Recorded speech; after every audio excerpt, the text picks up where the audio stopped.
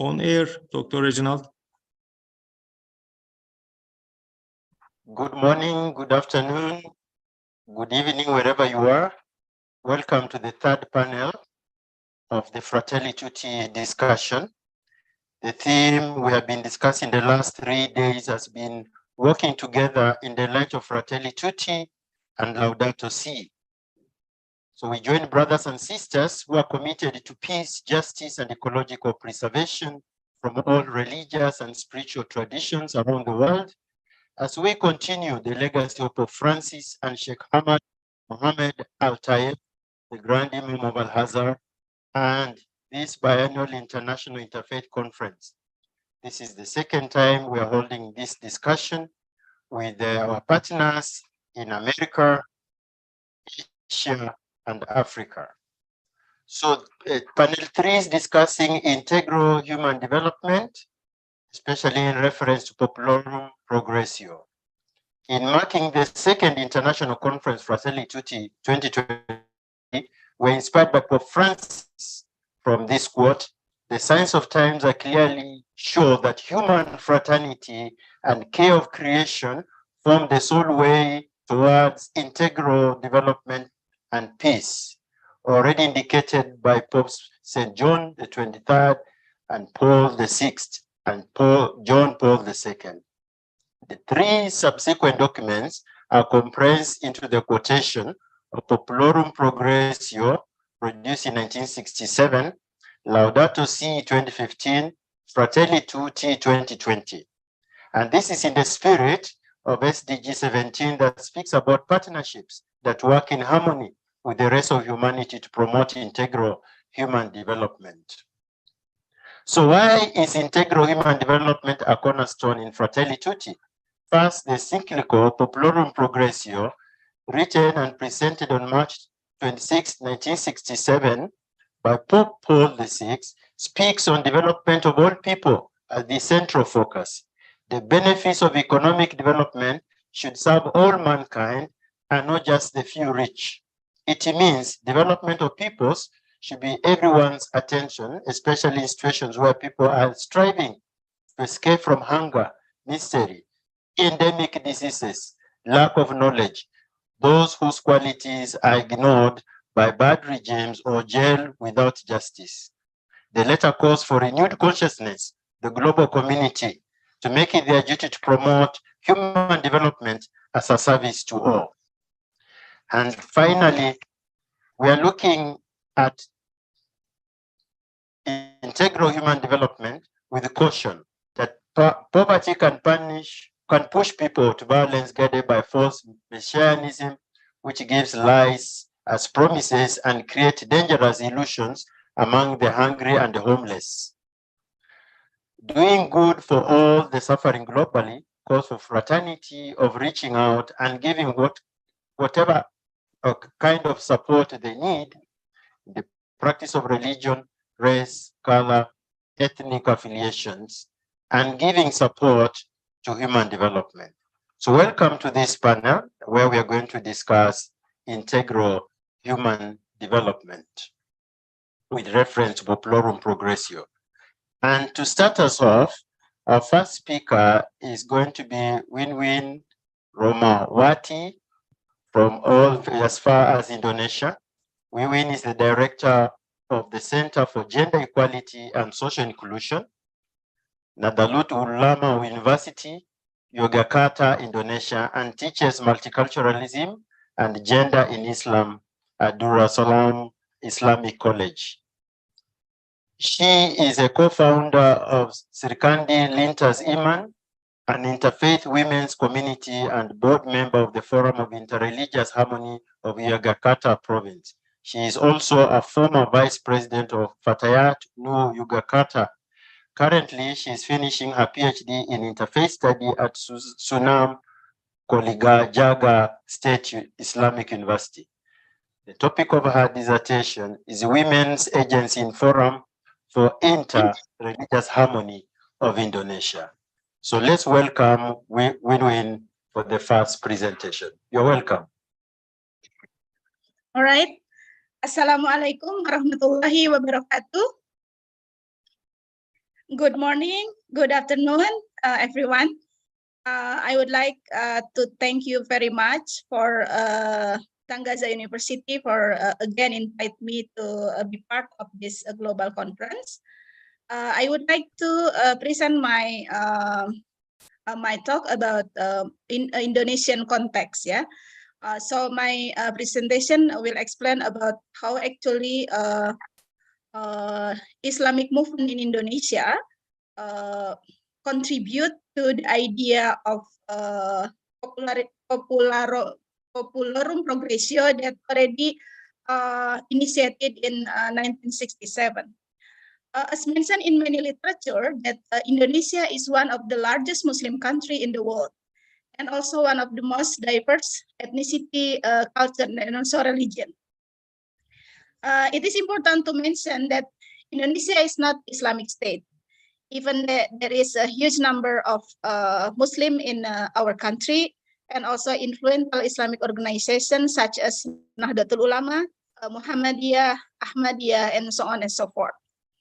The Ministry of Religious Affairs of Indonesia, for example, serves 6 religions equally, and the state guarantee the right for other religion believers as well as indigenous believers. Despite lots of problems we face regarding religious relation, there are some good examples and best practices, so we can see the future in more optimistic. For years, the idea of Islam as rahmatan lil alamin, or Islam as blessing to the world, had shaped many movements both individually or institutionally. In the late 80s, we have Abdurrahman Wahid, or we call Gus Dur, one of the important persons in Nahdlatul Ulama, which became the 4th president of Indonesia. During his short period of presidency, there are several important policies which affect positively, especially for those who become the victim of discrimination for a long time, for a long period of time. Under his government, for example, the Confucianism that has been banned before become official religion, so the practitioner could practice their belief freely. When Gus Dur passed away in 2009, there is a big loss, not only for Muslim, but mostly from the minority groups of religion. After the grieving time, there is a rise of movement called Gus Durian. I believe 2 years ago, the daughter of Gus Dur also speak in the first global conference, Mrs. Alisa Wahid. So she's the national coordinator for Gus Durian movement. So Gus Durian is famous as humanity-based movement rather than Islamic movement.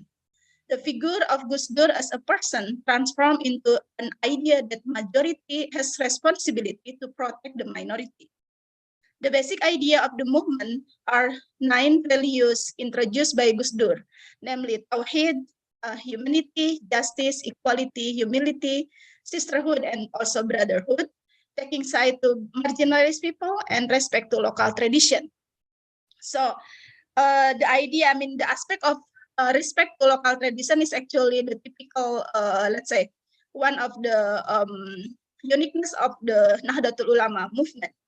The movement become bigger and bigger beyond religion and facilitate everyone who believe the value of Gus Dur to take part regardless their religion. This movement actually has inspired many people to see religion as instrument for justice for the poor. Besides individuals, some Islamic organizations also using Islamic universal interpretation to serve humanity. Muhammadiyah, for example, focus on education and health by establish several schools and hospitals all over the country, both commercial and also charity. They also established Muhammadiyah Disaster Management Center, or MDMC, as manifestation of Islam Wasatiyah, or moderate Islam, and its idea of humanity, impartiality, neutrality, and also independence. Guided by a 4 humanitarian principle, Muhammadiyah became the initiator of establishing an international-based organization named Indonesian Humanitarian Forum. This organization is actually committed to improving relations between humanitarian actors and creating conducive and peaceful societal structures. Apart from that, Muhammadiyah humanitarian movement is also demonstrated by helping the Rohingya and Buddhist communities in Myanmar through the humanitarian alliance by building schools and peace market as a place of reconciliation. Muhammadiyah also has undergo institution named Lazismu or Muhammadiyah Zakat, Infak, and Sadaqah Institution. Its mission is actually to increase the quality of zakat, infak, and sedekah management, so it can be more amanah, professional, and transparent. Using creativity, innovation, and productivity, the use of funding can be more proper. Indonesia Ahmadiyah Jemaah or Jemaat Ahmadiyah Indonesia, despite the ongoing debate regarding the position Ahmadiyah in Indonesia, it is well known that Ahmadiyah blood donors regular program and also eye donors regular program had helped so many people regardless their religion. Using their famous slogan, love for all, hatred for none, they spread the message of Islam as love and blessing for everybody. Another movement is conducted by Nahdlatul Ulama through we call Lazisnu.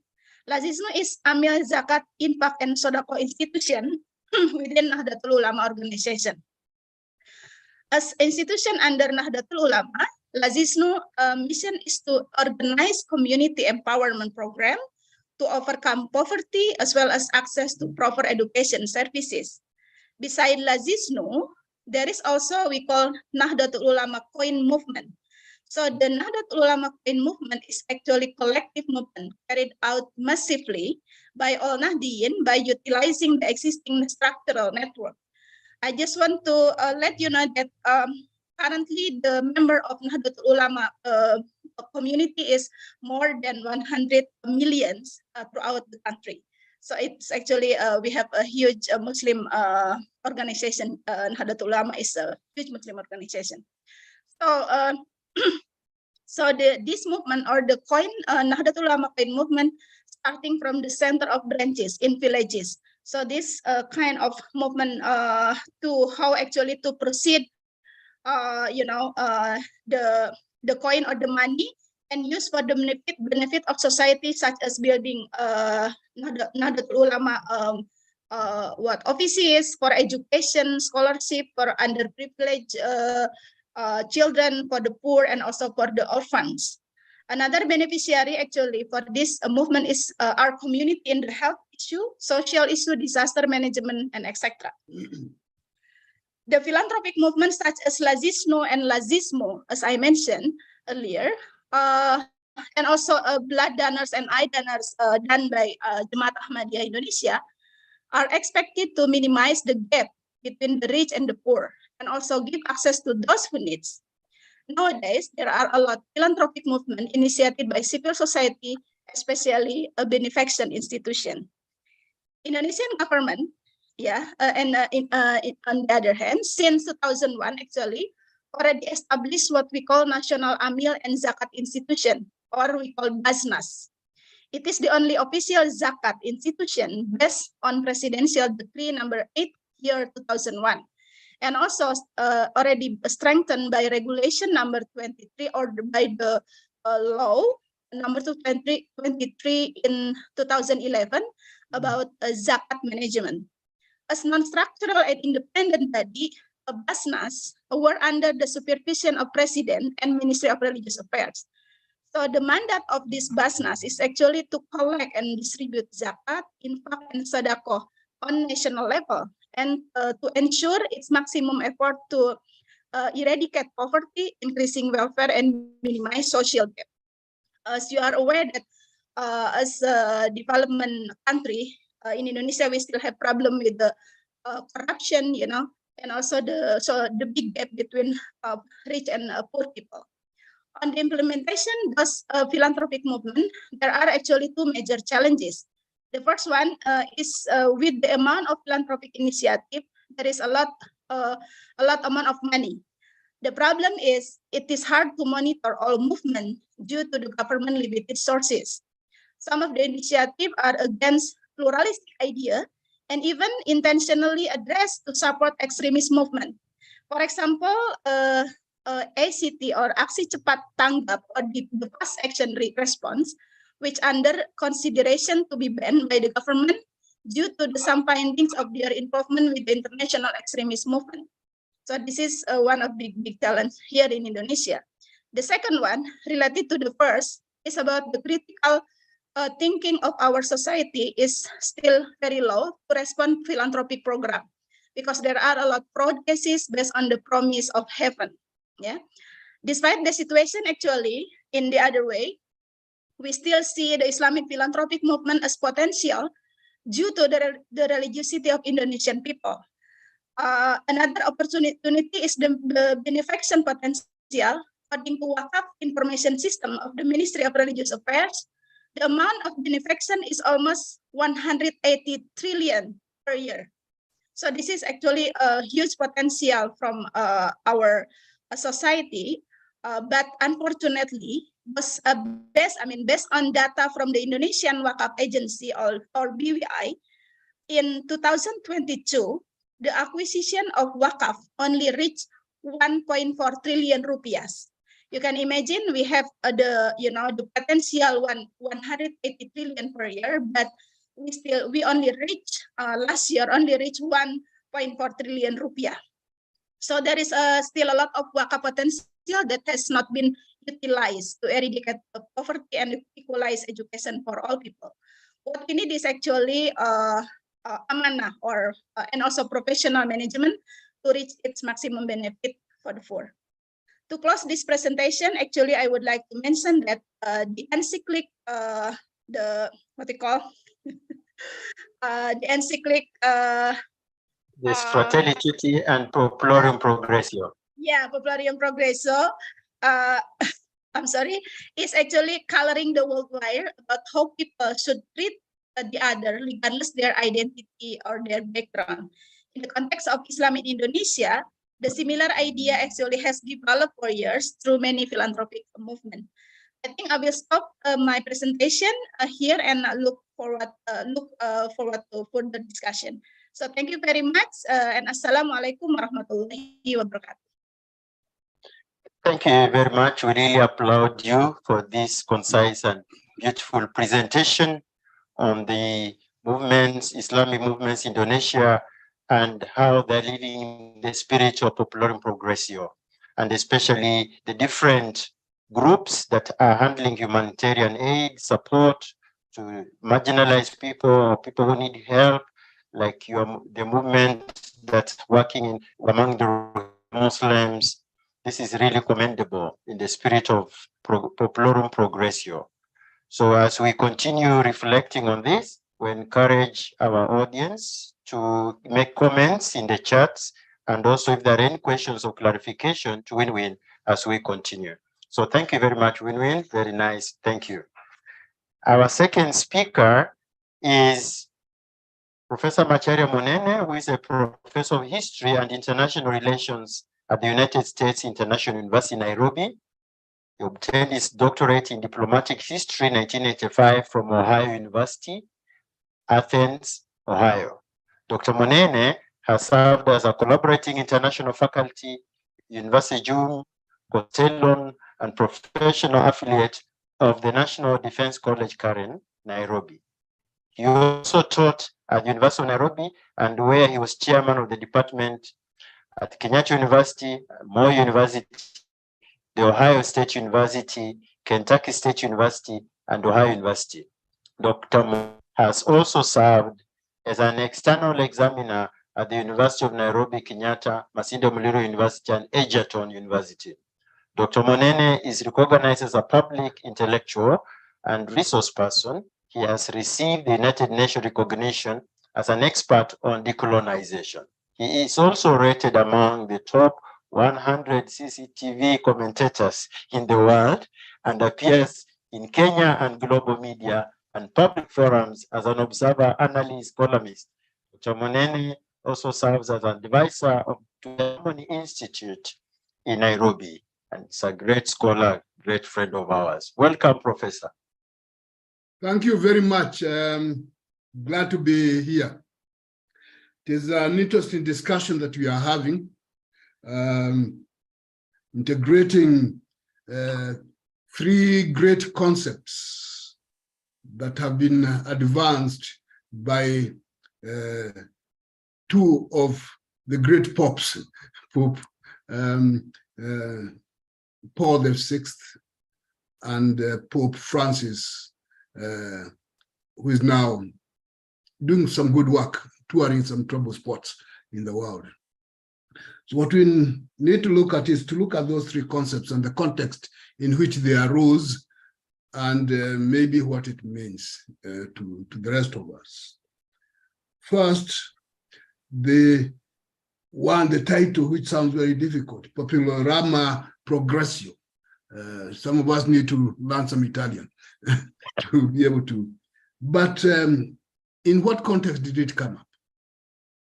It was the time of 1960s decolonization, some upheavals left and right, increasingly evidence of poverty, huge poverty, gaps, and dissatisfaction in some quarters. So what was needed? Maybe to give some hope that it can do better than it was. You can't have one part extremely rich, whether an individual or a country, and some others extremely poor. Did not make sense. So in order to bring stability and encouragement and create a harmonious world that was seemingly not being very harmonious with various wars that were taking place, the document sounded a very good advice. It was a notice to people where they were, that they should pay attention. Maybe it is with that we have even the concept of liberation theology, that you do not just preach something, you have to do something about that poverty, about the suffering of the people, and where that suffering was coming from. So addressing the suffering, and then encouraging everyone to be participant, the participatory democracy part of it, but not just the voting, but the involvement in day-to-day activities, that if every person feels wanted and acceptable, and therefore the possibility of minimizing the potential conflict. So essentially, uplifting the weak, closing the poverty gap, and avoid unnecessary conflicts that were increasingly becoming evident. So it was a decade of hope in terms of decolonization, but also one of concern because of the differences that were clear and the lack of participatory everything. So the document calls for people to be involved, everybody, and so that some do not feel marginalized or kept out, ignored. So a very important document, because that message is too valid even today as we see things happening. The other document, of course, the one on La Docet, some environment issues. 2015, it was becoming clear that things are not good. And those who are in the perpetual denial about things were going wrong have been proven wrong because of what is happening right now. And the environmental concern, the notion that only a few people should be concerned with the environmental degradation, what somebody wrote one some time ago about the tragedy of the commons, that nobody cares about it because it is everybody's problem. So the call here is for everyone in the world, small or big, to be concerned with the environment, because failure to do that, it was going to destroy the world. And it does not matter whether one is in an extremely rich country, like the United States, or some part of Europe, or very poor countries, like some of us in Africa. We have seen high levels of poverty and lack of resources and all those things. So it does not matter. It does not matter where one is. The effect is universal. So if you look at today, what have we seen? Floods that cannot be explained in the normal way, that never used to be there. So devastation and storms, places where if it was to be attacked by another country, that would be serious war. But now the environment is conducting war on the universe, on the earth, and there's nothing we can do apart from complain. Can't say so and so is the aggressor, unless we say that the environment is the aggressor, because the devastation is big. You look at the droughts, unprecedented in their magnitude, and you see what's going on, and the fires, and no, it appears can be explained in terms of environmental degradation. So it is the concern of everybody. And Pope Francis came out and said, look, things are not good. Pay attention to this thing. And it's not to blame one side or the other. It is that it is a universal concern. So that context in 2015 when he was doing that.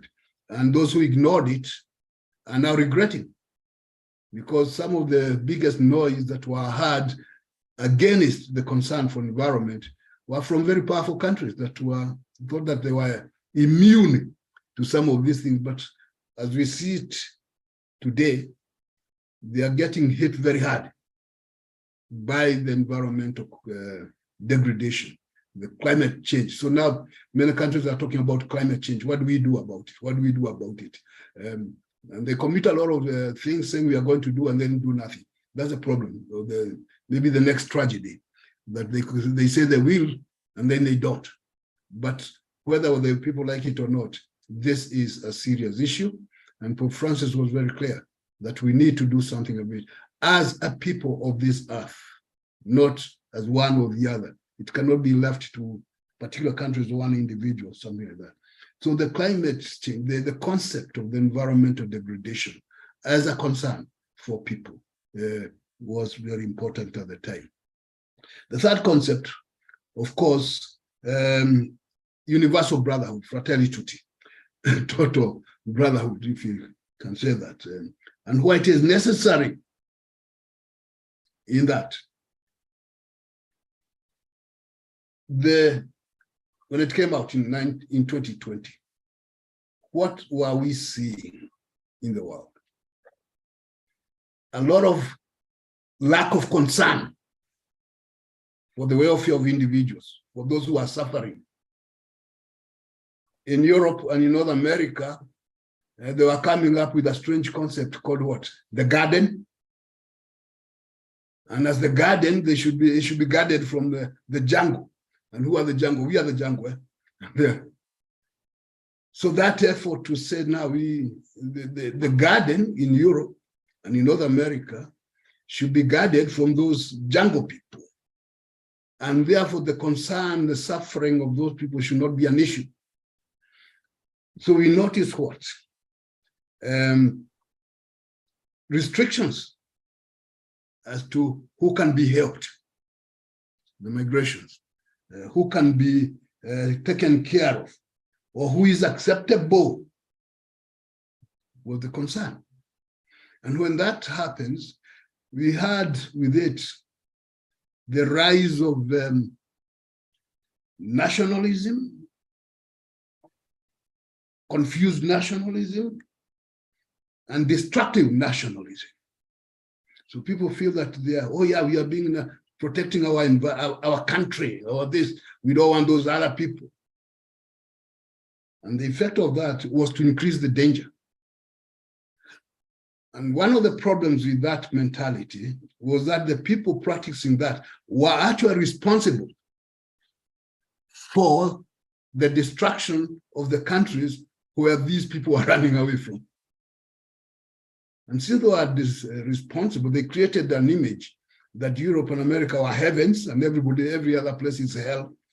So when people try to go to the heaven in Europe, they were stopped. And you say, what's going on here? So you have now Pope Francis, I think, looking at the whole thing and saying, wait a minute, what is lacking here is a sense of brotherhood.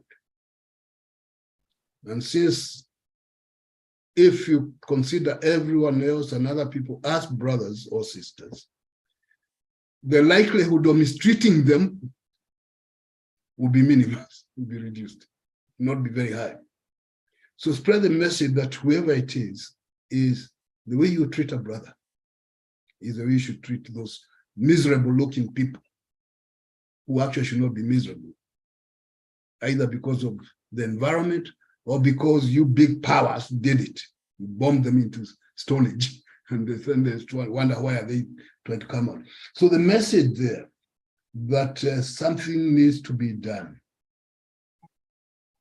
And I think if we may add, that sense, Josep Borrell, the European leader, who was talking about Europe being a garden and they're protecting it from the jungle, those people. And then he went on to say that the people in the garden should go and fix the jungle so that it doesn't go to the garden, essentially colonize the place.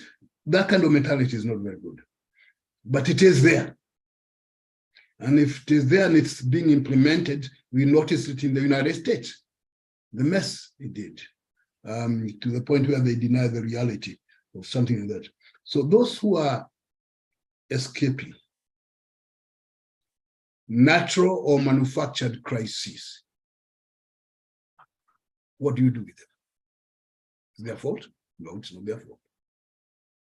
And the way to deal with it is maybe to think of them not as those, but as brothers and sisters. Theoretically, you will not mistreat your brother and sister, blood brother or whatever. You will not, unless you are crazy. So if you adopt that fraternal image, mentality, concept, then it will be easier to spread harmony across the world, and there'll be less suffering. It will mean removing the notion of exclusivity, religious exclusivity or social exclusivity or whatever it is, nationalistic. Reduce that sense of exclusivity, then increase it with acceptance, the inclusivity of humans as humans who need certain interaction in order to be human. Because what has happened so far with this destructive nationalism, humans have become less human. They're not looking after themselves as they should. They're not looking at the world. And because they are less human, they don't care about the environment. And if they are also less human, they don't worry about whether somebody is dying or not because of hunger, poverty, deprivation. So with Fratelli Tutti, spread the notion of not only being brothers, which means that being more human than we are, which means that we are then going to deal with the environmental challenges to the benefits of people, which means that we will care about the least of our brothers and sisters. And if we do that, then the world is likely to be better. It's likely to be harmonious, which is what Harmony Institute tries to say it does, create harmony. Thank you very much. So thank you, Professor, once again for running us through very important action points. Populorum Progressio in the 60s, yeah, there were challenges then, decolonization, dissatisfaction was there between the rich and the poor. How do we bridge that gap? And then the spirit of liberation theology was that let's free the people who are suffering. Laudato Si helps us to reflect on environment that this world is ours. If we destroy it, all of us will suffer, not one part of the world. And so we have seen wildfires, floods, people moving across borders. And as people move across borders, they create conflict. And now in Fraternity, we are asking, can we care? Can we care? Can we show the spirit of love, sisterhood, brotherhood? And so when Pope Francis was visiting the United States, he gave a very important speech, which said that those who build walls and then they don't build bridges, how will they come out when their houses are on fire? How will they be saved by those who are outside the walls to help them when they're in danger? Very metaphorically put that all of us are there for each other. Thank you, Professor Monene. And as we continue discussing, kindly prepare questions or your own feedback on what Professor said, that we can have a discussion at the end. So I would like to introduce the third speaker, who is Nagiba Hassan Tegulwa. Nagiba Hassan is a transformative peace practitioner for 24 years, working with children, youth, actors in the spaces, and for 15 years on interfaith and intercultural experiences. She's an excellent facilitator on transformative pedagogy for teachers, a value-based approach. And she is an inspirational child center educator, nurturing youths and children's agency. She's an advocate for women engagement, empowerment, and meaningful participation, decision-making spaces started by a Muslim desk that is now into the system with the women leadership lobbied for women of faith to be constitutionalized in the Interreligious Council of Uganda and chaired and represented them at the International Forum. She's a co-chairperson for the African Women Network and also serves on the executive governing board of African Council of Religious Leaders. Let us welcome Nagib Hassan for her presentation. Welcome, Nagiba Hassan.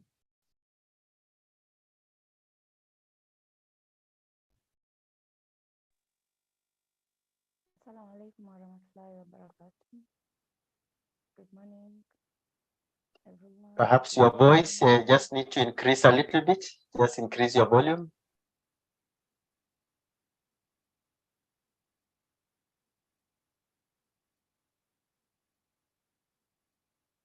Good morning, everyone. Still very low. Just increase your volume a bit.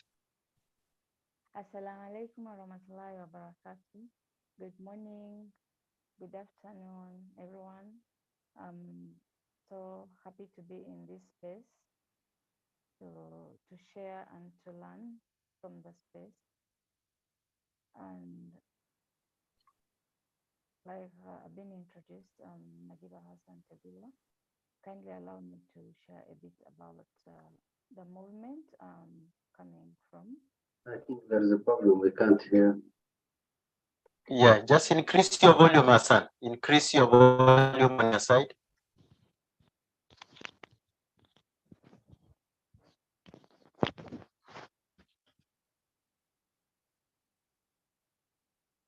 Is this better? A bit more, a bit more. Hello, is this better now?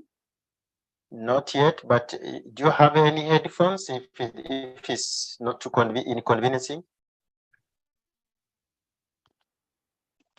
It's now better?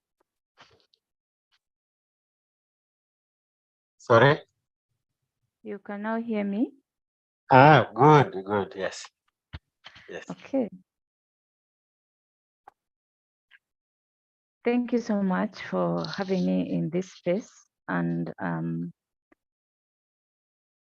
representing the women of faith in Africa, but kindly allow me to share a bit about the movement.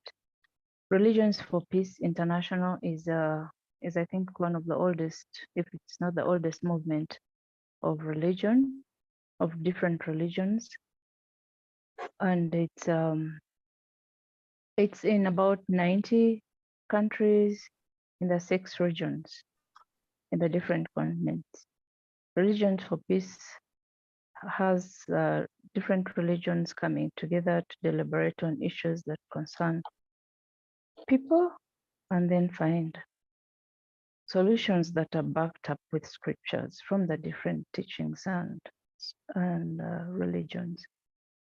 Religions for Peace, when I'm going to look at one continent, Africa, where I'm coming from, and that's African Council of Religious Leaders, where we have interreligious councils in about 32 countries. And these interreligious councils have youth and women represented. And then when you come down to Uganda, in the Interreligious Council of Uganda has 7 faith-based, seven religions coming together: the Catholic, the Anglican, the SDA, the Orthodox, the Evangelical, 2 groups of the Evangelical groups, and then the Muslim. And in each country, just like in each country, the religions that form the interreligious council, it depends on each country, what religions are there that form their interreligious councils. And when you break down like maybe just two of them, in Uganda, if you look at the Catholic forming part of the interreligious council, they make part of the population. They're actually the majority. It's 41%. And with this, they have their own structures right from top to the grassroots, where they have like 19 dioceses, 500 parishes, 286 health centers, over 4,000 primary schools and 500 secondary schools. They have over 150 technical schools, universities, they have a bank and hospitals, and even radio station. And when you look at the Muslims forming part of the Interreligious Council in Uganda, it's currently 12.1%, and they have over 7,000 mosques, 5 hospitals, 4 health centers, that is Health Center 4. They have 30 health centers, 3 and 22 health center 2s.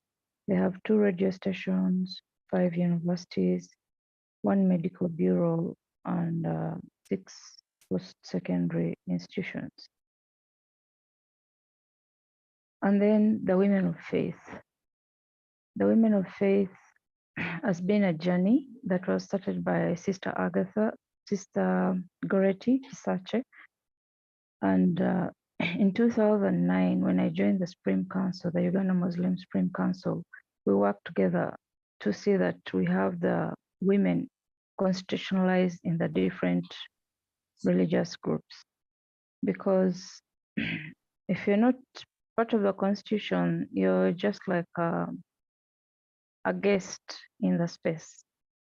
So we had the Muslims who were not part of the constitution and lobbied. It was just recently constitutionalized, and the 2021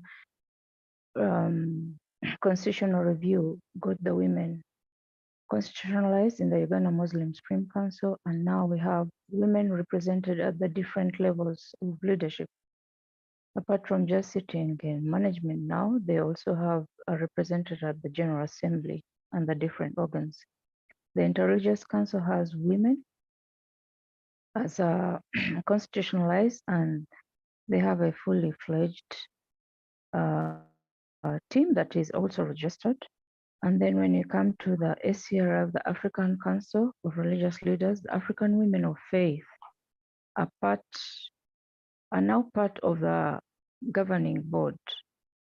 We have the women from the 32 countries forming the Women of Faith with their different constituencies. And then we have the committees, then we have the executive council. So we're part of the governing board now.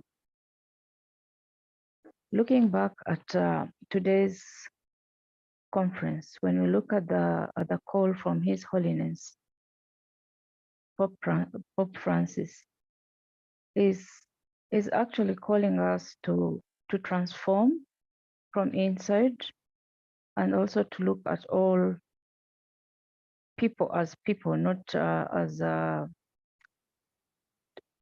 if you're working with people, we have to work with them as a whole, and also to work as teams. So I think Religions for Peace is doing this so well, bringing people of different faiths. It's very hard sitting on the same table for some people who are not into the interfaith world to see someone of the different belief and or religion or practices, bringing them on the same table. It's very hard for them to have a dialogue or agree on something. So Religions for Peace has done this well to help the people accept each other the way they are, minus compromising one another. And together then we make a bigger impact. And the approaches that we're using is dialogue. We have now what SCRL is doing, African Council of Religious Leaders is doing, is building the capacities of the people, the different national IRCs, women of faith and youth of faith, into the mind-heart dialogues. And this helps us not to actually follow that when you're working with people who are vulnerable, we don't have to plan for them, to do things for them. We need to have them on board. They need to be in the planning space right from the beginning. We need to know their needs. We need to know how they organize themselves, how they look at things, they perceive certain things, they work. The different communities have different structures and approaches to life. And if we need to change anything, it still needs to come from them. And we need those dialogues, which are already happening. And then when you look at the humanitarian fund that Religions for Peace is doing, it's not like it decides for the different communities what they have to do. People from the communities, the Religions for Peace, women of faith, the youth, and the interreligious councils have a mandate to go and get needs from the people, and the people agree on an initiative that needs to change something or to solve something in their community, and then they can access those funds for the people, the vulnerable people, for responding to a need in the community. Religions for Peace, with all its affiliates, are also working so much on issues of the environment. I see the women spearheading the environmental issues as the custodians of families, mothers. The mothers, we're not only mothers for human beings, but we have to have it in us. I think the call from the Pope makes us reflect deeper, that we just have to, we can't work in isolation. We are not an island. As human beings, we have to synchronize everything else that is around us, the people, the environment, and the different relationships that make it, that's vertical, horizontal, and this calls for grassroots movements, then the policymakers and the implementers, all of us, we need to be working in harmony and we're speaking the same language. Religions for Peace then actually has all these in like 6 priorities.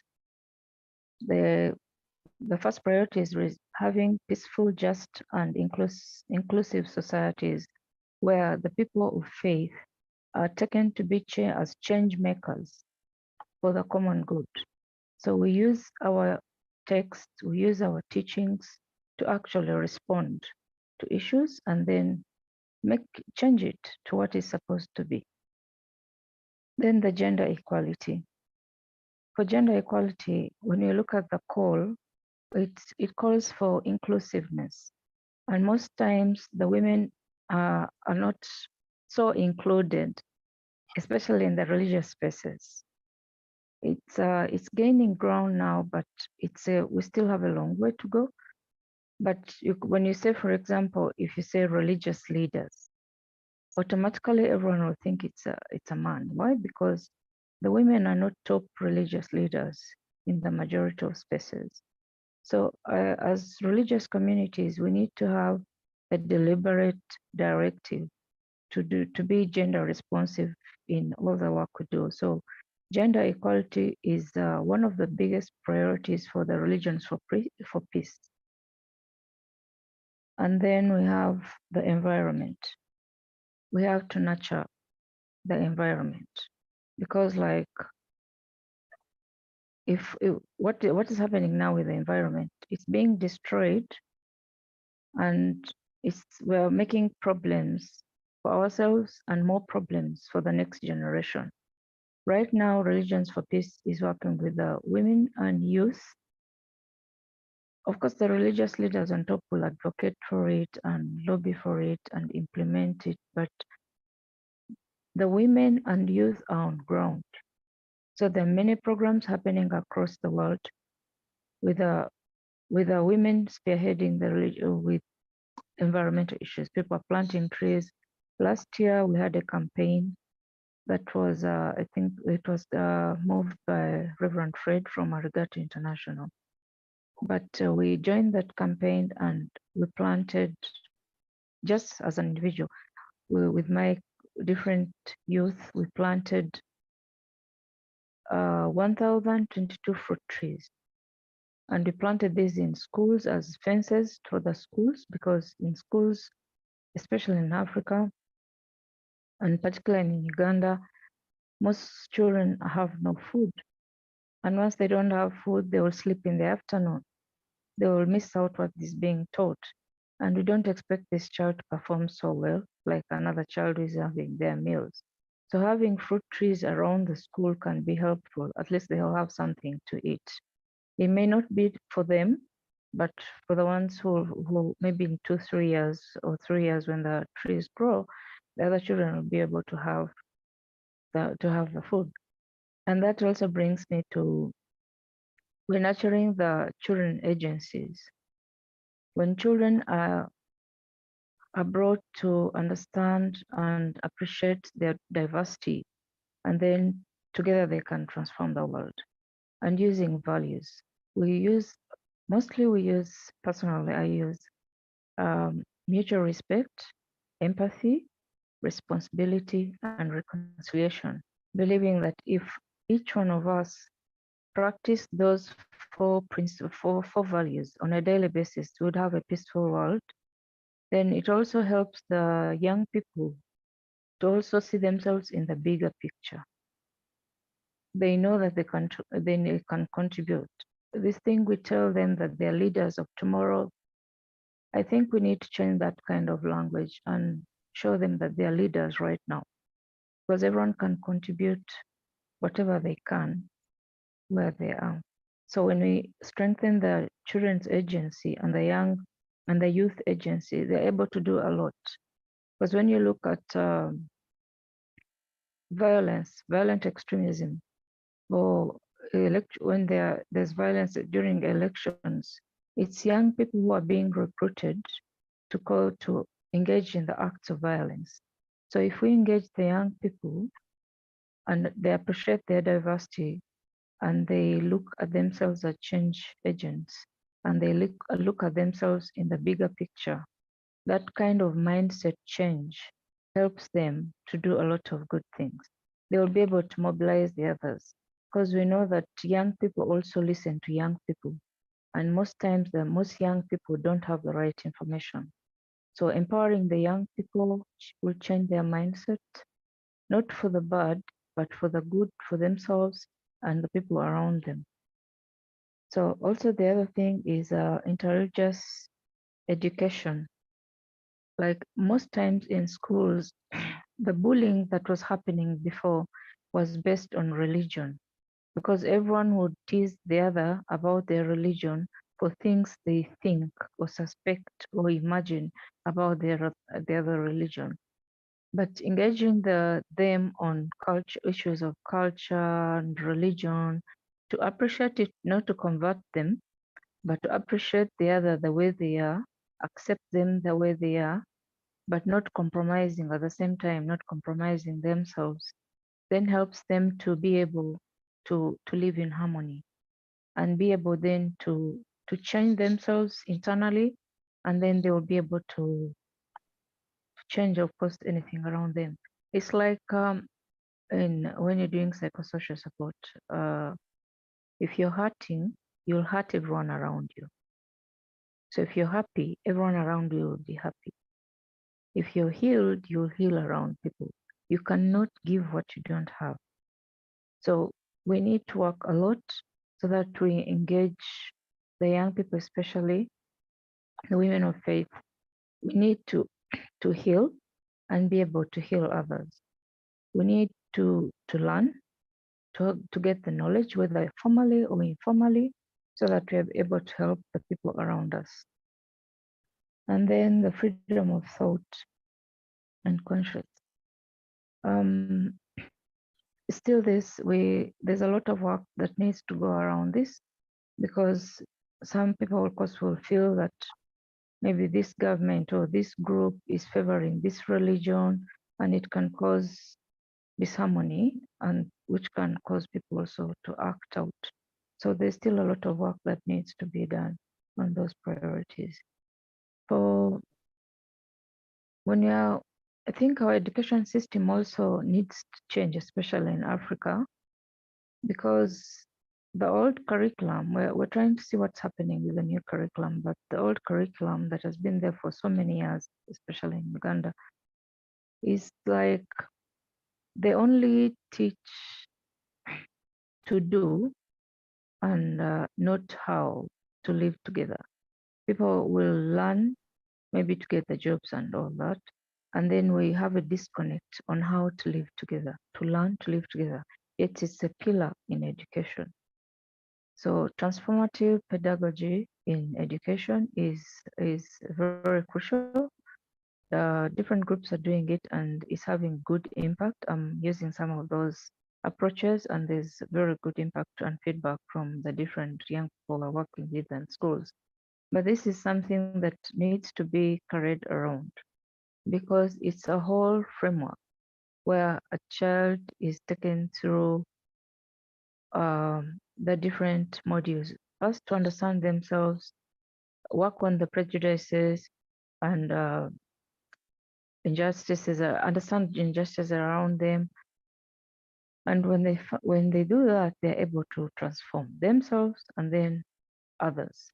But also it calls for, it's internal transformation. It calls for the teachers, the facilitators, the educators, the preachers, all our religious leaders and people in contact with other people, then also to take into consideration that they also need to transform inside.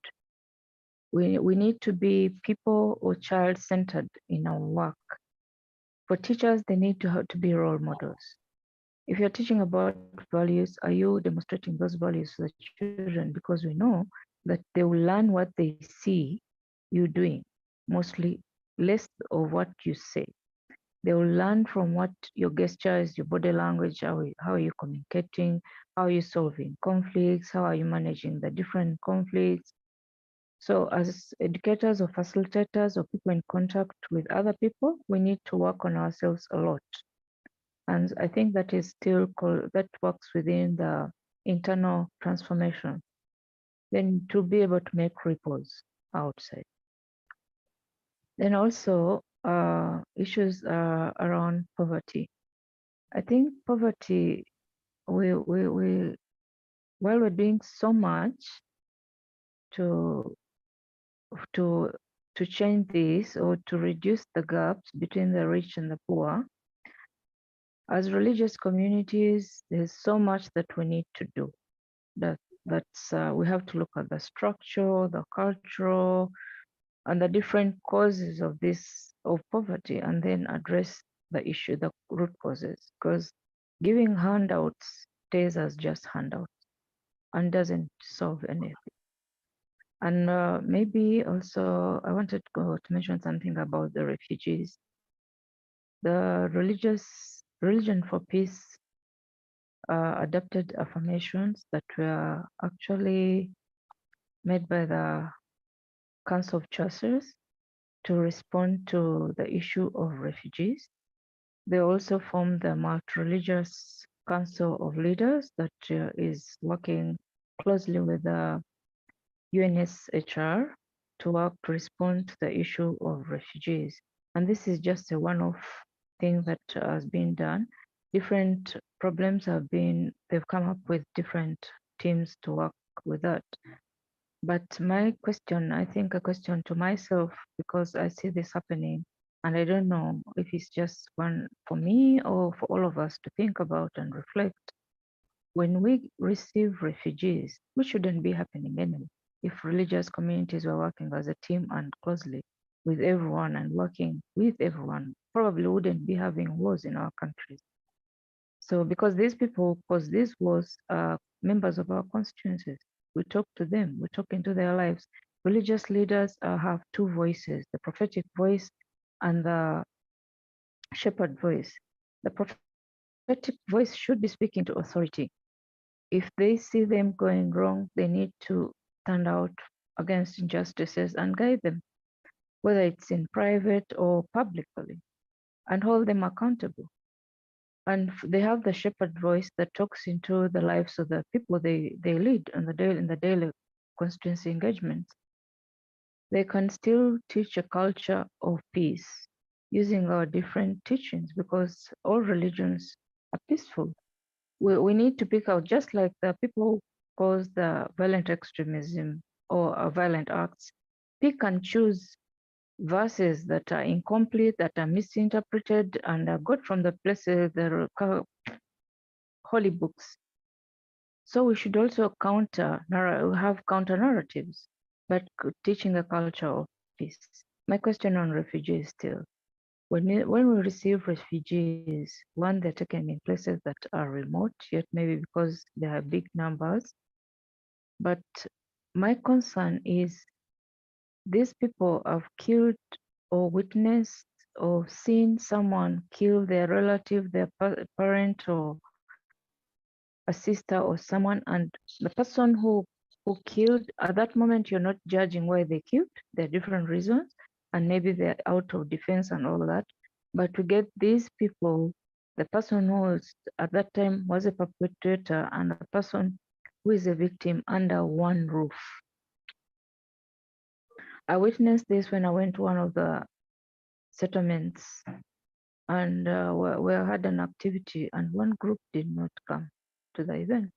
So we asked why, and one person actually said, you see, in this group, there are many people here I saw physically with my eyes, killing this one, doing this and that.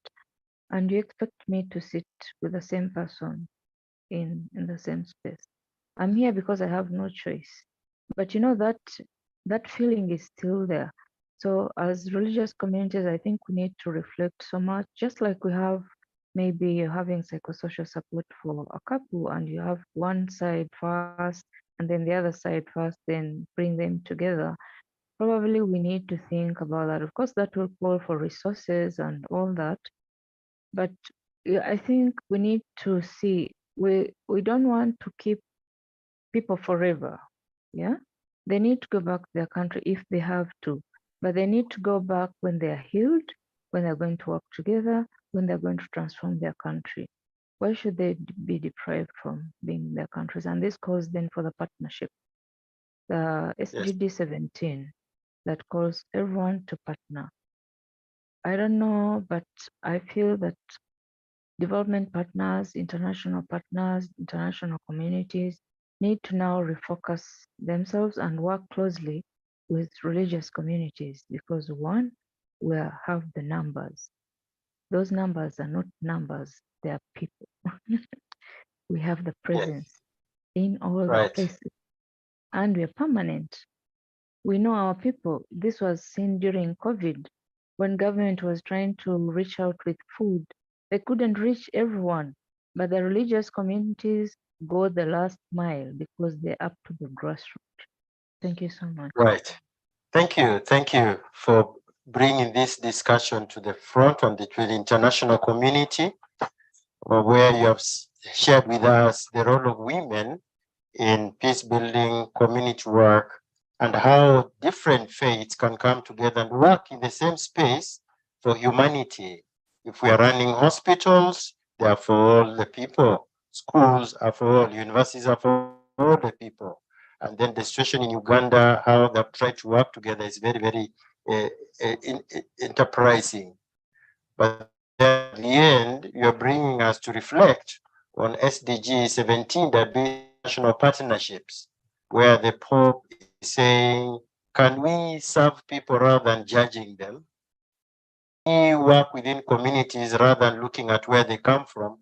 Can we build institutions that give value to our young people so that they grow up knowing that we are part of the national community rather than discrimination? The education system is very important. And I finish by saying, there's an old Jesuit saying that, you know, give me a boy at the age of 7, I'll turn him into a man. Give me a girl, I'll turn her into a woman. Meaning that you can only bend a child when they're young, because then they get the right values. And if we as teachers and parents can play the role model, we cultivate the right values to the young people. Thank you very much, Naguib. Thank you. I really appreciate it. Our next speaker is Dr. Haile Selassie Gebremariam Araya, who is also a postgraduate candidate at University of Nairobi, College of Agriculture and Veterinary Sciences, Department of Land, Resources Management and Agricultural Technology. He's a graduate fellow at International Livestock Research Institute. Haile Selassie had served as a lecturer, head of department, IGAD and Aksum University in Ethiopia, and vice president of research and development affairs in Aksum University.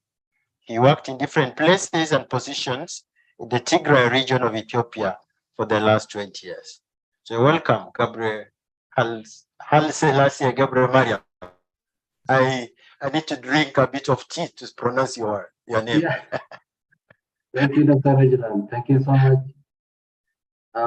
Can I share my slide? Yes, please, go ahead. Okay. Mustafa, it's possible, yeah. Okay. So you can see my slide. Yes.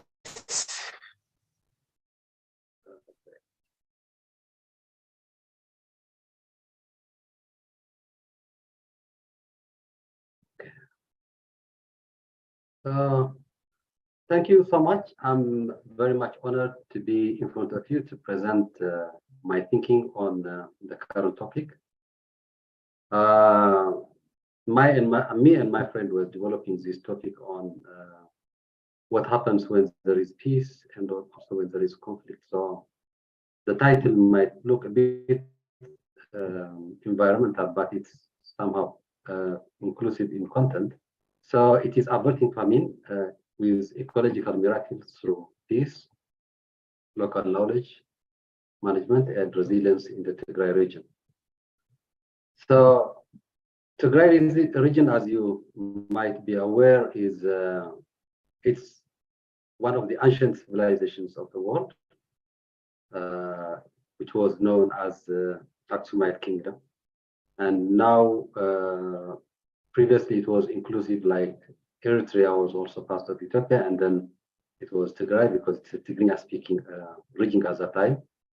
So now this, in the orange color, is what you call Tigray in the northern part of Ethiopia, and it's bordered by Eritrea to the north, and to the west is Sudan.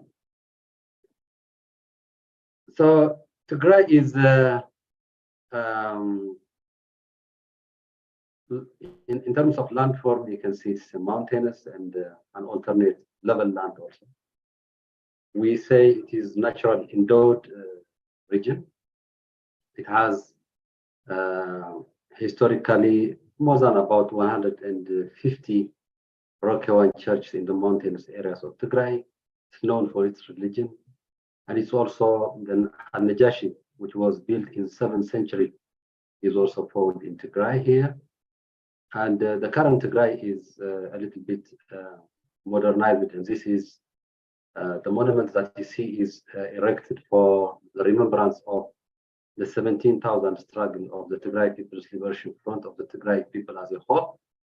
So this is a brief background of Tigray. I would like to give you 3 recent scenarios whereby there was history of drought and man-made famine from in 1980s to 1990s. Then a struggle at that time was against the dictator regime at that time. Then after that, we entered into a development transformation where Ethiopia was one of the fastest growing economy. As part of Ethiopia, Tigray was also the same. And then now, starting from 2020, we are back to another human-made crisis where a lot of problems are happening. Close to 1 million civilians have been killed because of the genocidal war that was happening in Tigray. So I'm not going to go into the details of the genocide, how it happened. I would like to focus on how can we use really the current thinking of religion, which is Fratelli Tutti, and then thinking all of us as brothers and sisters, and calm down where Satan is dominating in the region currently. So, for a brief perspective, in 1984 there was a famine, and the policy at that time was drain the pond to catch the fish. So although the Tigray Liberation Front at that time was fighting with the Derg region, the policy of the Ethiopian government at the time was to finish out the so that to subdue the fighting rebels at that time. So this is the degraded area that you can see at that time. People were dying everywhere. Estimates range between, at that time, I think it was not well documented, but close to 1.2 million people died during that famine and man-made fighting in Wollo, Begemidr, and Tigray. Then a turning point, especially with this concept of drain the pond to catch the fish, almost all the people were to perish.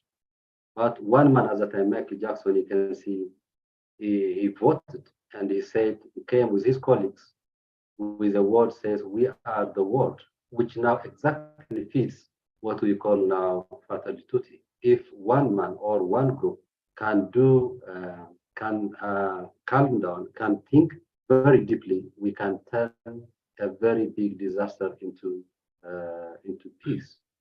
Then at that time, it was very influential. $64 million was contributed, and then the aid came to Tigray, and people were safe, and now we're alive. I was a child of maybe, I don't know, 3 or 4 years at that time, and I was a victim of that. I was in Sudan actually. So that is a brief history. And, then after, in 1991, we entered into a development effort whereby decades of ecological restoration and food security was implemented in Tigray. And then mass mobilization of the people and use, as you can see, people here digging the ground and saving the earth, reclamation of degraded mountains into farmlands partially and forests, some of them, and also an annual soil and water conservation campaigns whereby people were willing to contribute 40 days of free labor and do 160 meters of terraces for free without any payment. And also this was actually integrated with the safety net program where we were getting some aid from the developed world. Then in 1994, mass mobilization campaigns called for volunteers. 2008, there was also the youth responsive policy. And this one made what you call the, and made possible under the land and safety net programs at that time. So there was a development where Ethiopia was recognized as the fastest growing economy in the world actually, in terms of rate of development. So you could have never seen any development like this, any growth of crops with such good stand, but the policy made a lot of change, and this one is honeybee keeping in the forests, whereby the youth were given modern beehives, and they were stationing some reforested areas. And I know people who own about 1,000 honeybee colonies, which were becoming millionaires just in a year. So the impact was food security, environmental restoration was improved in Ethiopia, improved agricultural productivity, carbon degradation, significant reduction in erosion, and also raised water tables, which increased the irrigation.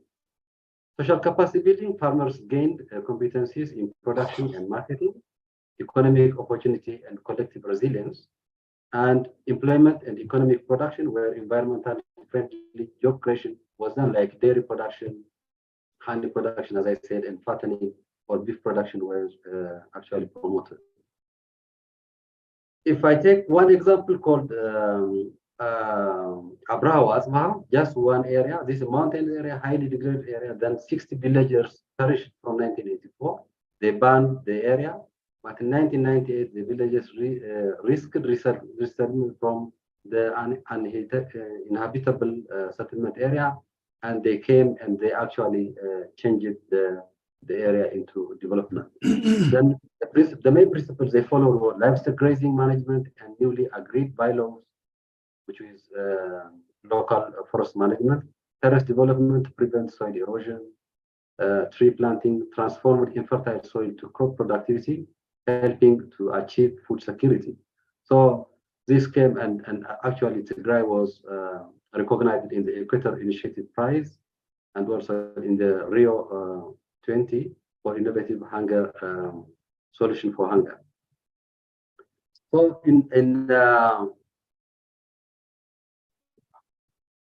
another example was a place called Marere, where I worked 4 years in this watershed area. About 1,000 households were living there in a very drought area. Then sustainable watershed management was implemented. Safety net program was integrated. Different soil and water conservation structures and irrigation structures were constructed. Then 1,500 hectares of land was brought into production. I will just play a very small video, 2-minute video on this, what happened to the miracle of the area and how it was. Maybe you can watch this one and then continue with the other explanation.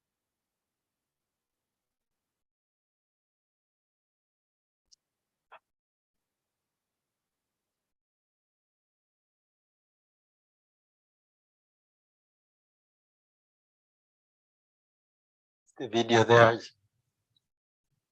Can you hear? No, there's no. We are still looking at the miracle Merere watershed. So you can't hear the voice. No.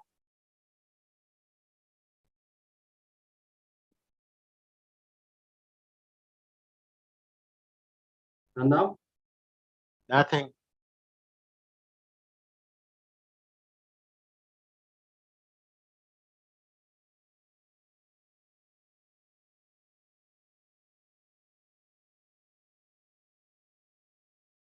No, the link is not there. Maybe we just continue. Yeah. Okay. So anyway, this is the area that you can see is. So what I was speaking, implemented about 1,500 hectares of graded area, which was degraded, is now changing into irrigation. The concept is that during the peace from 1991 onwards, 2020, there was a big change and people were developing the irrigation and they were changing their lives. Now they resettled back and everything was very much interesting.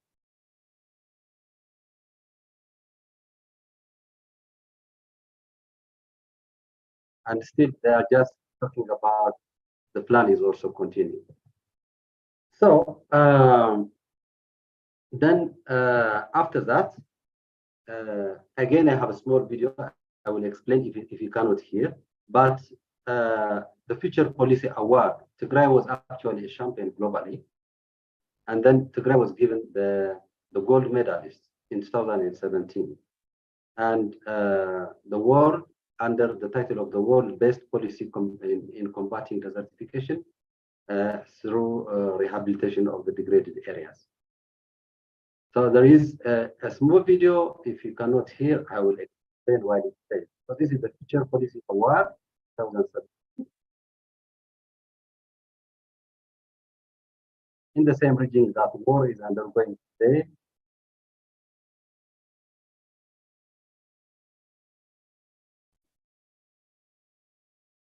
People are just working even early in the morning using artificial lighting. There's no video, Celeste. What you could do is just, we shall share these videos. No video. We can share in the main link. Yeah, we can see the link. We can actually search later. Yeah. Okay, it's okay. So anyway, I will share. I have already shared the link. So the Yes. idea is during the peace from 1991 up to 2000, the development was so amazing. People have actually turned into their areas, and then the progress has been very important. So now we are back to the crisis again. And as you can see from here, 2 years of war has happened in Tigray. And it is now the third generation is living through such condition. And there are, in the area where there was a war, there were actually anti-farming campaigns by the Eritrean troops and other invaders, burning of farms, cutting down trees, and also cattle were slaughtered, and some of them are looted. Contamination of water wells where people and animals were using, destruction and looting of the businesses, homes, and production centers, release of toxins actually from the airstrikes, weaponized war, above all, weaponized food by restriction of aids, and combined disastrous effort on 30 years internal and international efforts on natural resource development. So that is actually the combined outcome. I just want to show something here. Researchers found out that in 2001, they were comparing 2019 and 2021, the farming condition. So the large share of the land was followed because people were displaced and they flee some areas. Therefore, you can see the area which is followed has a big difference. 2021 was where the Tigray fighters actually reoccupied Mekelle. So just before reoccupation, then the following was big. Decrease of wheat because people, when they were fleeing, they were actually consuming the wheat as a fried wheat. Therefore, there was a decrease. Theft field increased. Why? Because when people returned back after reoccupation of Mekelle by the Tigray fighters, then late farming was happening. So that's why there is a difference in terms of area coverage of theft, which is considered as a late crop. The early crops are the sorghum, maize, and finger millet. Then the people were displaced, as you can see here, and a lot of farms were burned from air and everything. This is a crop which is burned in the house, and this one, as you can see, is actually the burned village in a place called Vijet. So in the current discussion that we are holding, motives of the panel are important for Tigrayans who are in their situation. One concept that we see is working together in the light of fraternity. So if there was love, reconciliation, and if people are curtailed from talking bad words, then conflicts wouldn't have risen to that effect. So that is very important concept that we have to consider. New coalition of religious, humanitarian, and scientific leaders to confront impact of warfare and climate change and provide constructive solutions. This is very important concept that we can internalize and capitalize. Ethiopia has been an example for unity within diversity. In the last 30 years that I have been working in Ethiopia, Ethiopia was one of the known of tolerance for religion and even tradition and cultures. So there is a potential to reconcile and bring the people back together. So what are the takeaways? One is, I want you, peace plus justice must be a higher priority on the Laudato Si and Fratelli Tutti agenda. And Tigrayan farmers and refugees are doing their best, supporting each other. So what they need from us is also like campaigning on such good words and good motives of our religious leaders, which is very important concept that we have to capitalize. In Tigray now, between Ethiopia and Tigrayan government, the cessation of hostilities agreement is already signed in Pretoria, and then it was also detailed in Kenya. Then if it persists, because there is a fear that still Eritrean forces occupy Tigray land, then post-war reconstruction will demand us put cooperative efforts to reverse the situation quickly. We need to systematically document. We need to have documentation and research on what happened in the region. Then Fratelli Tutti is quite important concept to end the conflict. I have to say Tigray cannot wait because still 75% of Tigray is occupied by foreign forces. Therefore, the people who are living in the occupied area are still suffering from hunger and also from extrajudicial killing. There are a lot of problems happening there.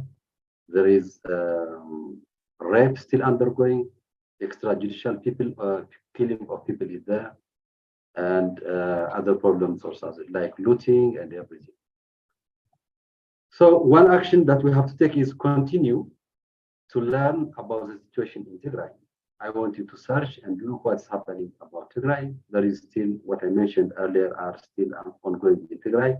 It has not ended forever.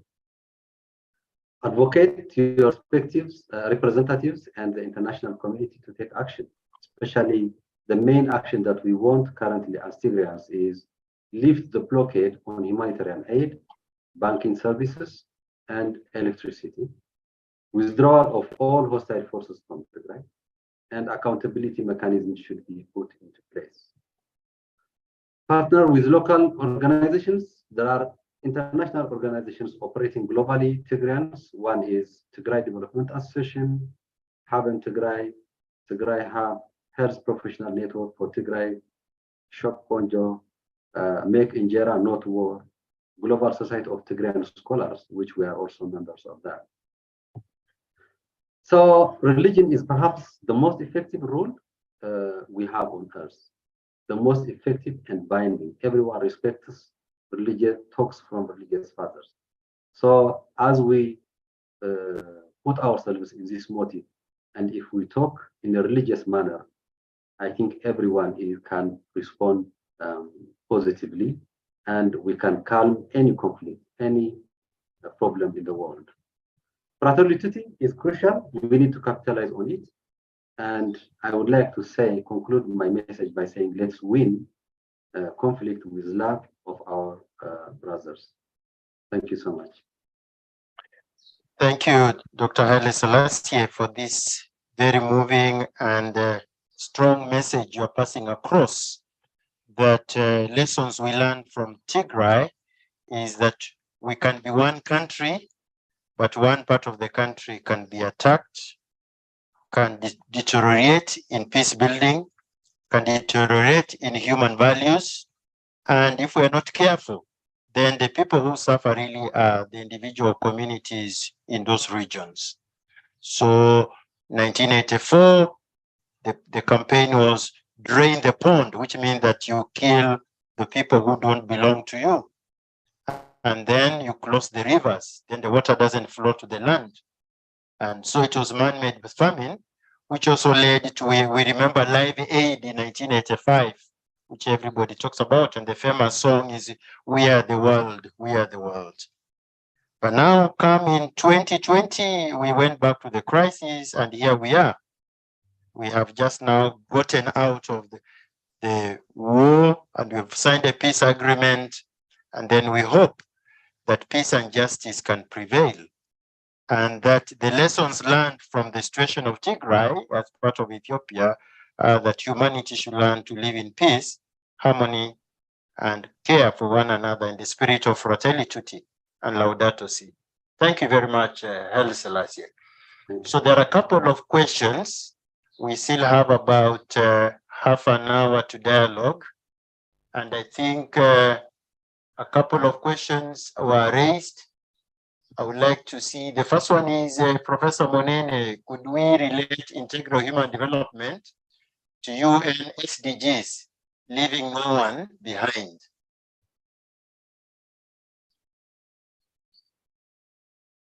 Professor Monene.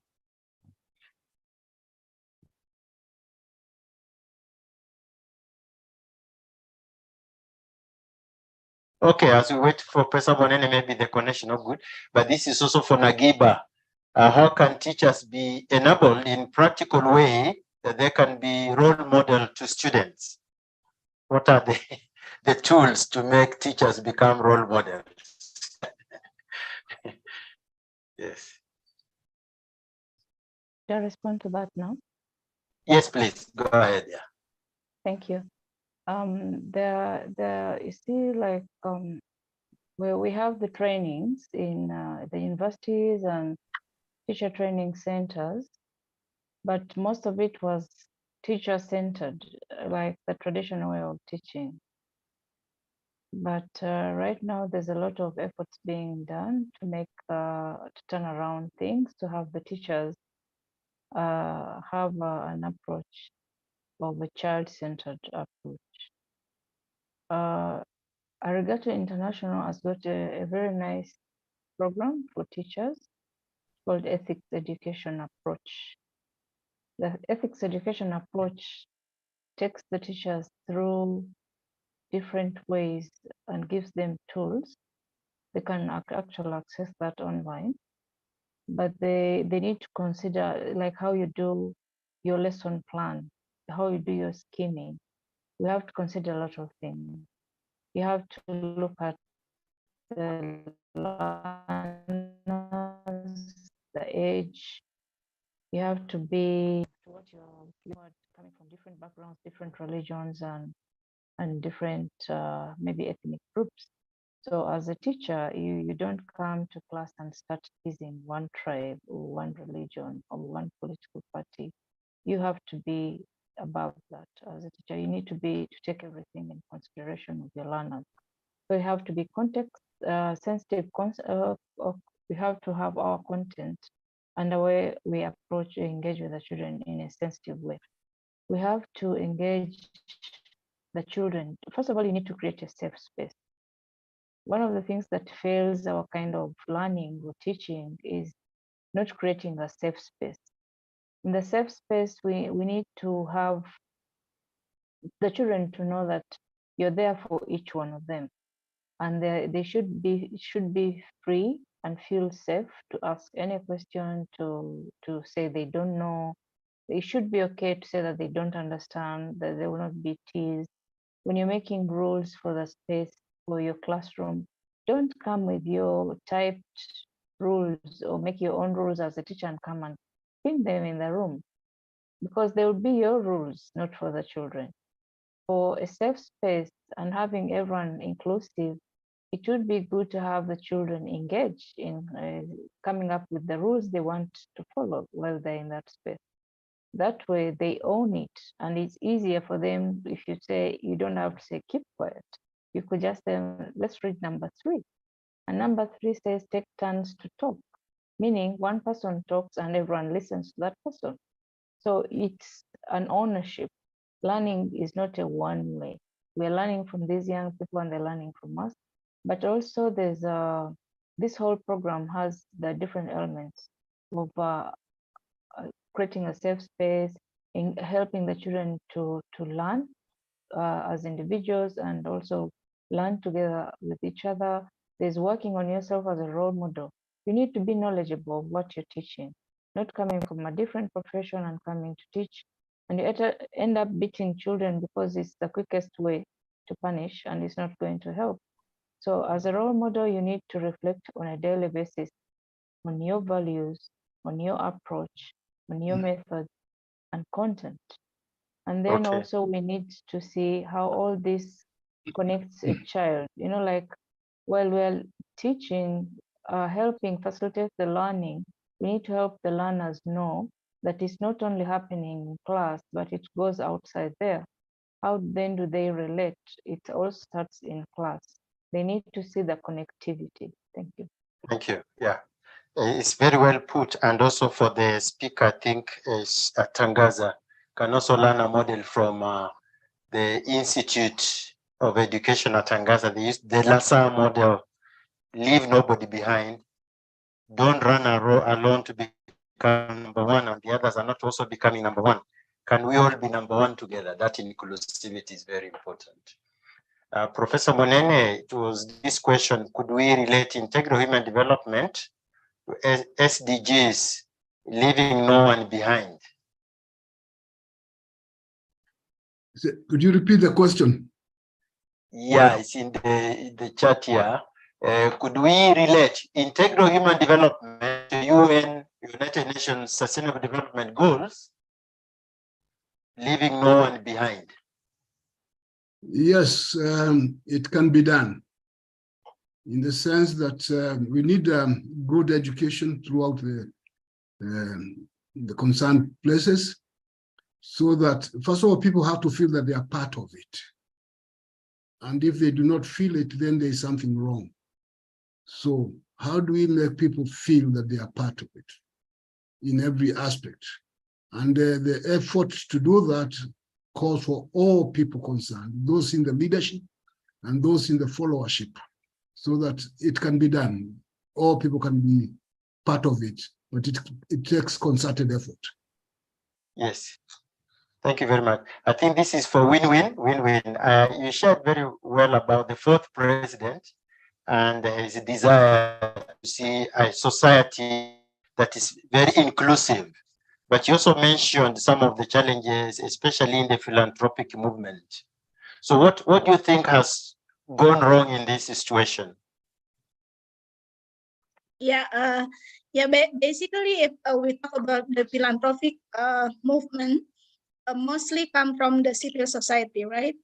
The problem is sometimes they use this movement not for the good cause, yeah. But for example, as I mentioned in my talk, that for example, the ACT has been banned by government because of the related to the extremist movement. So I think this is one of the challenges that we are facing now. But we are optimistic that since the government also tried to build or try to make regulation on how to monitor, and then based on the protection for people. So that in the future, the case like the ACT case will never happen again. And also we are a civil society can also together with the government to monitor and to evaluate what for this kind of movement, because currently we are on the digital era. We can let's say we can give what they call a critics or also to evaluate whatever have been done by, for example, the charity movement by sending the notification and also viral it through social media. And usually the government will give attention when it become viral. So for example the ACT case, yeah, what is the ACT aksi cepat tanggap or the fast response action banned by government because of the people pressure, yeah, because people already talk and become viral on social media, and it's push our government to ban it. So this is just one an example, but I think in the future it is also possible to have this kind of problem in the future. That is why I myself will not necessarily to depend on our government, but we as a civil society or as interfaith activists can also take responsibility, and also our role in evaluating and also protect our people. I mean Indonesian people especially, because if we talk about the charity, for example, the goal or the intention is good, but sometimes people use this as a opportunity to gain their own kepentingan apa, their own to achieve their own goal, their own interest, yeah, including economic interest or maybe political interest and etc. That's what so they can ride on your movement to become politicians or members of parliament. That's what you mean to say. Yeah, and next year in 2024 we will have a general election. not only at the national level, but on the local level. So we will have a big, huge, what we call event, yeah, in terms of democracy, and also currently, people start to watch what will happen with our politicians. Yeah, there was this follow-up question. Indonesia, I think you're over 200 million people, over 200? No, 277 million people around. Yeah. Yes. So how do you create harmony to make sure that everybody eats enough, sleeps enough, meaning they have housing, and they also have clean water and access hospitals? Yeah. Indonesia is a tropical country. Yeah. Yes. So most of the areas in our country is very what they call it's green, and we can access water easily. But the problem is actually now about the issue of climate change, or the issue of like company that break our what they call our hutan apa sih, our forest, yeah. And also I think the problem of with the indigenous people, yeah. For example, the companies, they will they did not only monopoly for Monopolize, monopolize, but also in terms of natural resources, they will do whatever they can to gain their economic interest. So but in Indonesia, we don't have really problem with our natural resources, but the problem is how to manage our natural resources. Yeah. Now it's beautiful. Beautiful. Yeah, but again, as I mentioned earlier, that we are still facing the gap between rich and poor people. That is why, for example, in terms of education, the Ministry of Education of Republic Indonesia try to also give more scholarship, for example, for underprivileged people. Yeah, especially children or the students who they are very potential to become a leader in the society. Thank you very much. Thank you. I think the next question is just to Haile Selassie, very briefly, how to redevelop Tigray beyond the crisis that you have had so far. What would you appeal to the international community to do to help us build peace, harmony among communities, build the reconciliation, and help people to go back to their land? Haile Selassie. Thank you, Dr. Reginald. So I think the first step should be for the peace to reveal. So we have to stop the war. We have to stop the war here. We should not, international community, including the religious leaders, have to say now no war from now onwards. And based on that, maybe to strengthen this one, it is stressing on the implementation of the agreement signed, which is very important for all Ethiopians. And that agreement has all the contents that the people needs now. And after that, there are many people, like, for example, in Sudan, we have more than 70,000 people who left their home with holding nothing. So they have to be brought back to their homes. And under the agreement, again, all forces which are in Tigray should immediately leave, because the trauma that the people have is so hard. They cannot. It's very difficult to heal them immediately. So forces that have been committing crimes in Tigray should leave immediately.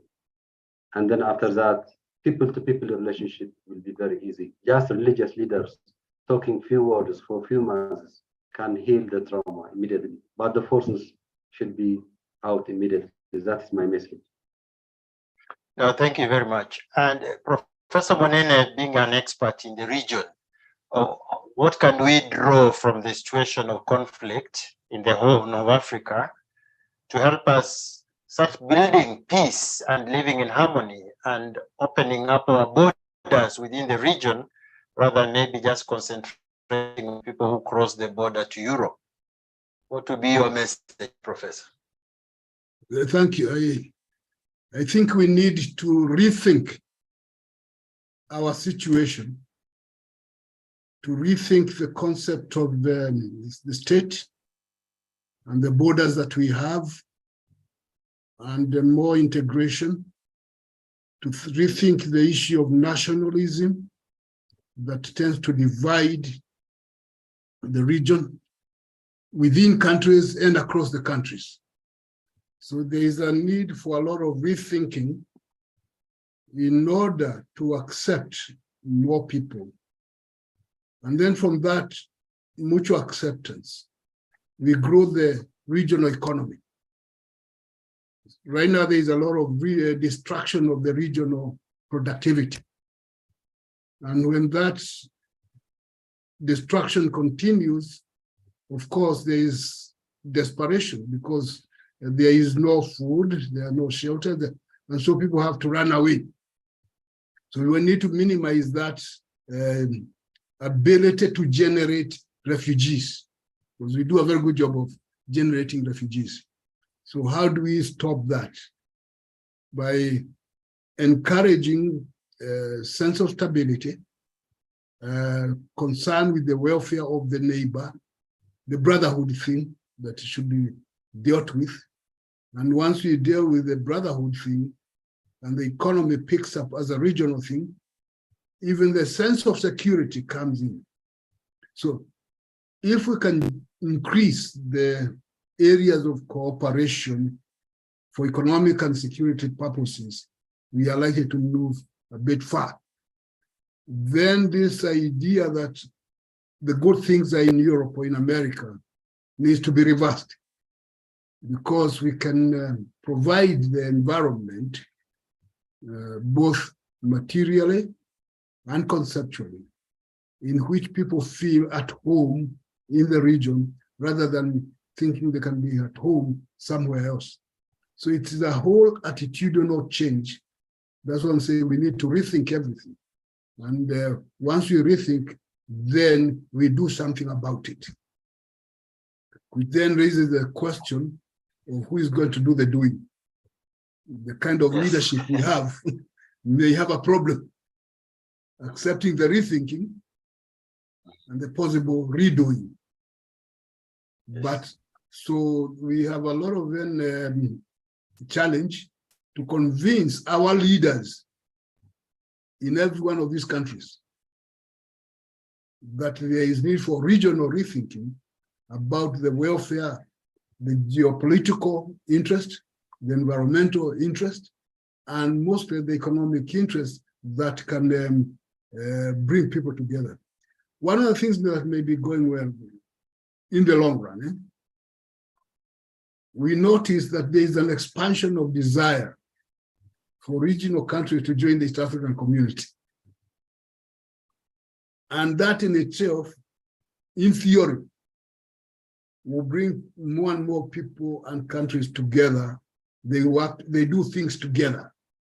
And once they do things together, they will reduce friction. They are, of course, the Eastern community. It's accepted from the way it used to be. South Sudan is now a member, which still has some problems. Rwanda and Burundi and Eastern Congo are members. And there are talks that Sudan, the Somalia can be a member. And even Ethiopia, which is a neighbor, can also be a member, as long as they subscribe to the tenets of the community, working together for the enhancement of the region. But it will take some time. Convincing the leaders to behave properly and convincing the people that they belong here and not somewhere else in Europe. So it's a long-term effort, but it can be done with a positive attitude, which is what is needed. Thank you very much. As we come to the close of this very important discussion, I would like to give each of the speakers just 2 minutes to give your closing remarks, and then we'll close this session for now. If you don't mind, I'll start with Nagiba Hassan, your final remarks on this discussion, and then Win-Win, and then Hel Selassie, and then Professor Monen.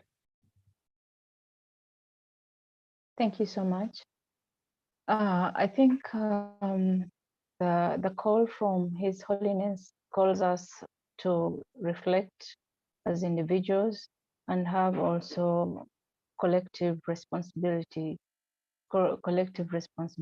as entities, as constituencies, as religious groups, because what the call is about, it's not for Catholics only, it's about humanity, and humanity is everyone. So I think we need to go back on the drawing board, make deliberate directives. Voices that are less heard, like the youth and women, need to be on the drawing board right from the start. And we need to go back as still religious constituencies to have back the values in our schools, because if you look at Uganda, we have, I think 98% of the schools are religious founded. But some of us, I think, some of them have shelved the value. We need to go back to value-based education, because that then will help the children live the values and be able to transform anything around them. Thank you. Thank you, Nagiba. Thank you very much. Win-Win, thank you. Okay, thank you very much. Yeah, I would like to highlight that the Populorum Progressio actually inspired not only people like Christian or Catholic, but also all religious, all people from different religion. I think when I see or I check to my Islamic teaching, actually my religion taught me that we need to focus on people or on human. Beside, we also have to what we call habluminallah and habluminanas. Yeah, so we need to give attention not only our relation to God, but actually our relation to the people. So that is why this Populorum Progressio will strengthen my understanding, my religious understanding on how actually we should focus on our relation with people, with other people, and also we need to also keep good relation with God. That's what I can say. Thank you very much. Thank you very much. Haile Selassie. Thank you so much. So maybe I would like for everyone to understand that the problem that is prevailing in Tigray is very, very difficult. Tigrayans are in a very difficult situation, and such deep-rooted problem might need international support, especially in terms of justice is very much important. We cannot leave the Tigray case without bringing it into justice. So while the agreement is to be implemented immediately, then there is part of it is the justice, which might play a very critical role in terms of healing the trauma that happened in Tigray. So the war has claimed close to 1 million people, civilians, not fighters, civilians. So the problem is deep-rooted, and it needs regional and international cooperation in order to bring justice for the victims. That is one message. Then international community and the regional, especially that are coordinating the agreement, should also insist on the political dialogue among the parties. Maybe as part of today's discussion and as being gathered under the motive of the religious leaders, the good words which are very important for us, we need also international prayer for the peace to prevail in Tigray and Ethiopia as a whole, and thereby the region and the international community. Thank you. Thank you very much, Ali Selassie. Last word with Dr. Monene Macharia. Thank you very much. Let me first thank Tangaza University and Harmony Institute for organizing this panel, and hope you organize some more in future. So very good. Now, the very idea of integral concepts, the three concepts, is critical for the future of the world. That the concept of fraternity, total brotherhood, not limiting to some people or some areas, but all-encompassing, is what's needed, either religiously, politically, or some other ways. You need that accepted, internalization of that. And in the process, it will mean caring for the environment and doing something about it so that we do not have the things we are seeing. There used to be time when you could tell that it will rain at this time, and it rained. And then you prepare the ground, and now it is not possible to tell those things. Why? Because the people in the world have messed up the environment. It's climate change. So the dodges that the Pope came up with to care for the environment in such a way that we save the humanity from itself, its own self-destruction, is a critical thing that we all need to be thinking, not in exclusive ways, but together in order to care for it, which means that we should also care for each other, the ordinary people. This issue of extreme poverty and extreme wealth, which is inside the countries and within the globe. And sometimes the tendency of the super rich inside little countries, thinking that they identify more with the rich in the richer countries, maybe need to be reorganized a little bit so that we reduce the poverty gap, if not totally eliminated, because also poverty is a created reality and it's also conceptual, but working towards eliminating the visible and injurious elements of poverty, either for individuals or for communities.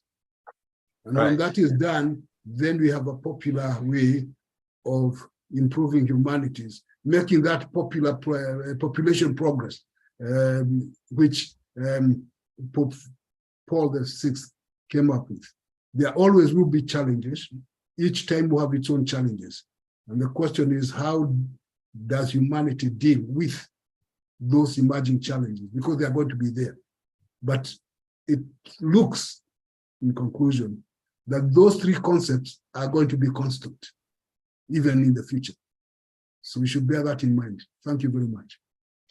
Thank you very much. And I would like to take this opportunity to thank our panelists, our speakers, Win-Win Romati from Indonesia, Nagib Hassan Tegelwar, Uganda, Haile Selassie Gebre, Mariam Araya, Tigray, Professor Monene in Nairobi, and the organizers for this wonderful discussion. We thank you very much. We have been discussing working together in the light of Fratelli Tutti and Laudato Si in reference to Populorum Progressio, that together we can make the world receptive, integral, holistic in working for the betterment of humanity. So thank you very much. We look forward to the closing part of this session later in the evening. Thank you.